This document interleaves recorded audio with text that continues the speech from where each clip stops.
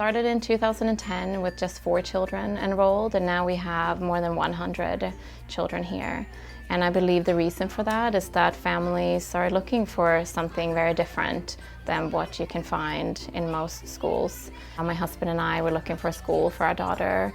And coming from Sweden, I'm used to children spending their time in school playing mostly, spending lots of time outside, eating together the same lunch prepared for them, family style, and having teachers who work alongside them as co-learners. Our search for a school that met even half of those requirements proved to be an impossible task. And as a mom and a teacher, I really felt I needed to provide my daughter with so much more than that, which is how Scandi School came to be.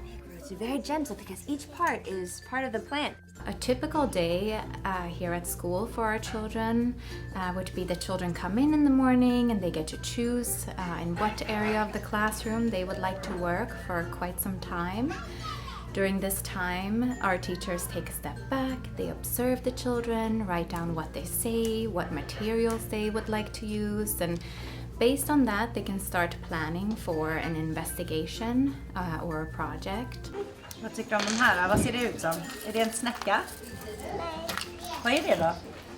We have children from the age of 12 months up to 6 years old.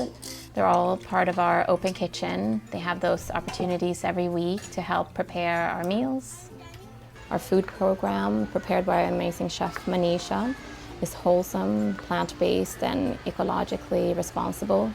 Today's dish has a cashew cream with roasted mushrooms, baby shiitake mushrooms. Yum, yum, yum. Taste it, it's so good. Our children are encouraged to take risks, be it in their play inside or outside, by working with real tools in the kitchen or in the atelier with Atelierista Anja that the children see on a weekly basis. Anja also visits each classroom to help as an expert in her field. This is one of my favorite artists. His name is Henry Rousseau, and there's one thing you gotta know about him. He has never been at the jungle, never. But jungle is one of his favorite things. I just don't want to copy this. Let's draw first, okay? So we have a plan. Look, I'm going to copy my thinking. He was never in the jungle, so how do you think he thought of a jungle? Where would he come up with the jungle if he never actually saw it? It's in his head. He thought it in his head, right? But just like you said, I'm gonna copy my thinking. We also have during spring, summer and fall a garden that the children are part of planting, harvesting and using for different meals or projects. In 2017 we also started a forest program for our oldest children. It's been a mixed age program with children ages 4 and kindergarten. We are so excited to be part of the forest school movement in America. There are so many around the world, and it's just gaining ground here in the US. And for us, it was a natural progression of our school to have a forest program. And I think there's so much research now that shows the importance of play, of children spending time outside and in nature. And also, this is not how we grew up. Most of us had so much more freedom than children have now in their regular lives and at school.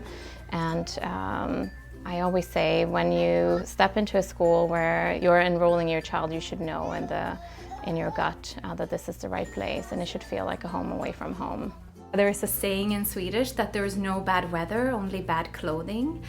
So we like to spend as much time as possible outside, regardless of the weather. We will be outside rain or shine, snow, and this is an important part of our day.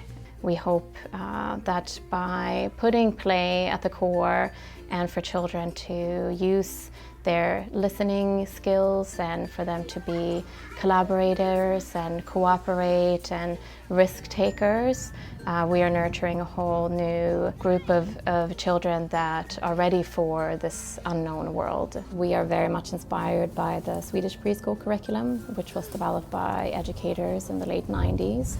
Working alongside professionals from Reggio Emilia. So it's very child-centered curriculum, with no academic benchmarks expressed at all. It's more about what our responsibilities are as adults in our children's lives. My hope is for our children to be change makers now and later on in life, for them to grow up to be empathetic, caring, democratic citizens of the world. And it's our responsibility as adults in our children's lives to advocate for children and to protect childhood.